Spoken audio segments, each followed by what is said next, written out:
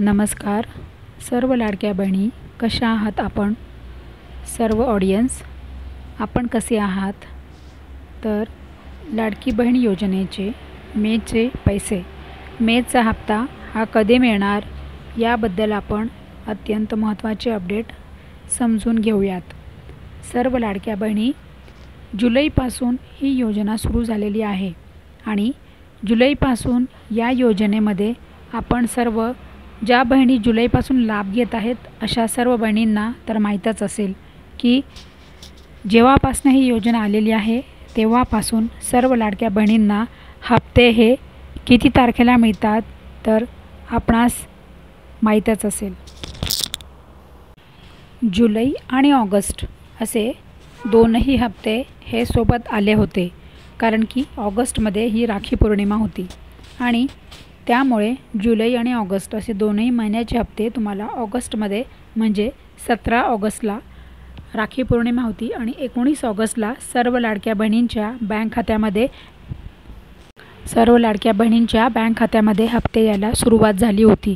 त्याप्रमाणे नंतर सप्टेंबर आणि ऑक्टोबर, तर सप्टेंबर आणि ऑक्टोबर ज्या वेळेला आला त्यावेळेला सुद्धा तसेच लाडक्या बहिणींना त्याचप्रमाणे सप्टेंबरचे हप्ते आले आणि ऑक्टोबरचे हप्ते ऑक्टोबरमध्ये आले। परंतु नोव्हेंबरमध्ये काय झाले तर नोव्हेंबरमध्ये इलेक्शन आलं, त्यामुळे नोव्हेंबरचा हप्ता हा लवकरात लवकर सर्व बहिणींना देण्यात आला आणि नंतर जे आले हप्ते ते 2-2 महिन्याचे ऑलमोस्ट म्हणजे 2-2 महिन्याचे हप्ते हे लाडक्या बहिणींना देण्यात आलेले आहे। कारण की इलेक्शन बघा नोव्हेंबरमध्ये सगळं आचारसंहिता लागली होती, त्यामुळे सरकारने ऑक्टोबर आणि नोव्हेंबरचे दोनही हप्ते हे एकदम आधीच दिलेले होते। तर अशा पद्धतीने आपल्याला सरकार दरवेळेला 2-2 महिन्याचे हप्ते हे एकदम देत आहे। तर आतासुद्धा जानेवारी आणि फेब्रुवारी असे बऱ्याच बहिणींना 2 हप्ते एकदम ॲट ए टाईम आलेले आहे आणि ज्याप्रमाणे म्हणजे ज्या बहिणींचे जसे हप्ते हे बाकी राहतात त्याप्रमाणे तशा सर्व लाडक्या बहिणींना हे हप्ते जमा होत असतात। तर आपणास समजलेच असेल की बघा ऑक्टोबरच्या वेळेलासुद्धा ऑक्टोबर म्हणजे 15 ऑक्टोबर ही फॉर्म भरण्याची शेवटची तारीख होती। तर 15 ऑक्टोबरला शेवटच्या म्हणजे रात्री 12 वाजेपर्यंत शेवटपर्यंत सरकारने फॉर्म ॲक्सेप्ट केले सर्व लाडक्या बहिणींचे।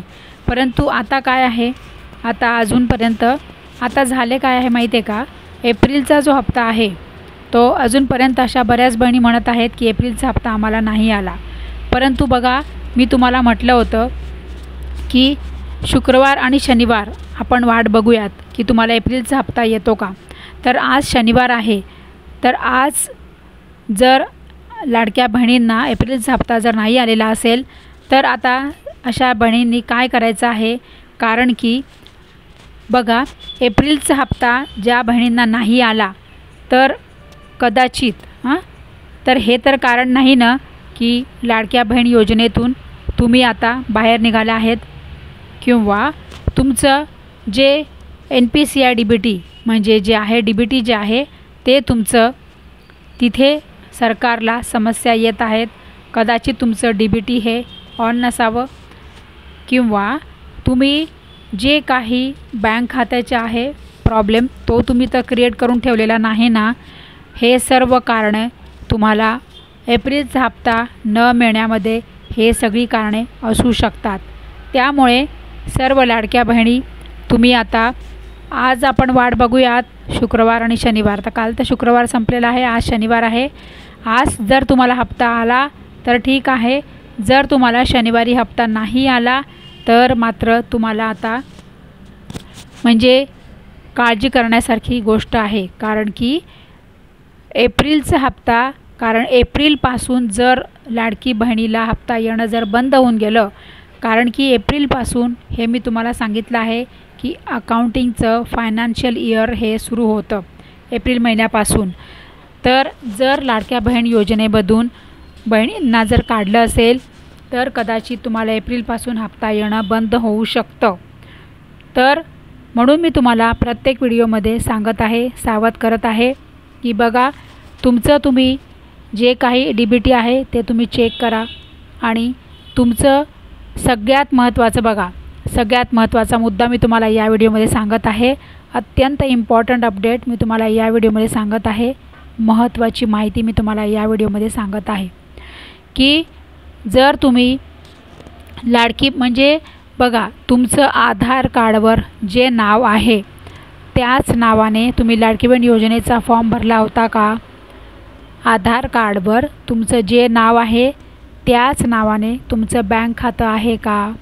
आणि त्याच नावाने तुम्ही सगळीकडे म्हणजे जे तुमचं जे आता हे जे ऑथेंटिक नाव आहे, हे जे तुमचं ऑफिशियल तुमचं जे आहे आधार कार्डवर जे नाव आहे त्याच नावाने तुमचं लाडकी बहीण योजनेचा जर तुम्ही फॉर्म भरला असेल, त्याच नावाने जे नाव तुमचं आधार कार्डवर आहे त्याच नावाने जर तुम्ही तुमचा बँकेमध्ये जर तुम्ही खातं ओपन केलेलं असेल आणि तेच नाव जर तुमचं सगळीकडे जर असेल म्हणजे सरकारी कागदोपत्रीमध्ये पॅन कार्डवर, आधार कार्डवर, रेशन दुकानावर आणि तुमचं बँकेमध्ये आणि तुमचं लाडकी बहीण योजनेचा फॉर्म भरताना ह्या सगळीकडे तुमचं एकच नाव असलं पाहिजे। तर कोणतं नाव? तर तुमचं जे आधारवर आहे, आधार कार्डवर तुमचं जे नाव आहे तेच तुमचं नाव सगळीकडे असलं पाहिजे। तर आणि तरच तुम्हाला आता यापुढे लाडकी बहीण योजनेचे प्रत्येक हप्ते मिळत राहणार।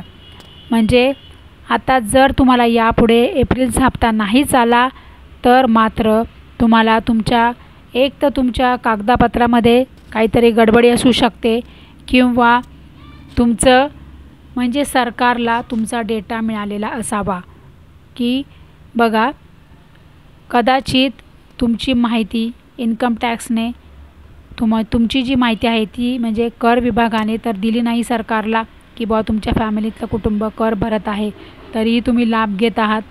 आणि दुसरा मुद्दा म्हणजे की तुमच्याकडे जर 4 चाकी असेल आणि तो डेटा जर सरकारकडे गेला असेल आणि जर तरीसुद्धा तुम्ही लाडकी बहीण योजनेचा लाभ घेत असाल तर असा सरकारला जर डेटा गेला तर मात्र तुम्ही लाडकी बहीण योजनेतून तुम्हाला सरकारने कदाचित बाहेर काढलेलं असावं। आणि तुमचं जे DBT आहे तुमचं DBT कदाचित ऑन नसावं। जर यापुढे तुम्हाला एप्रिलचा हप्ता नाही आला तर मात्र तुमचं एक तर DBTमध्ये प्रॉब्लेम असेल किंवा तुमच्या नावामध्ये काहीतरी बदल केलेला असेल किंवा तुम्ही तुमचं जे बँक खातं आहे त्या बँक खात्याच्या बाबतीमध्ये तुमची काहीतरी गडबडी असावी। म्हणजे एक सोडून जर तुम्ही 4 बँकांमध्ये जर तुमचे बँक खाते तुम्ही उघडून ठेवलेले असेल तर मात्र सरकारला हा तुमचा डेटा मिळण्यामध्ये प्रॉब्लेम येऊ शकतो आणि मग मात्र तुमचं लाडकी बहीण योजनेचा हप्ता यायला प्रॉब्लेम होऊ शकतो। अत्यंत महत्त्वाची माहिती, अत्यंत महत्त्वाचा अपडेट मी तुम्हाला सांगत आहे। कृपया करून सगळ्यांना सांगा, सगळ्यांना हा व्हिडिओ शेअर करा।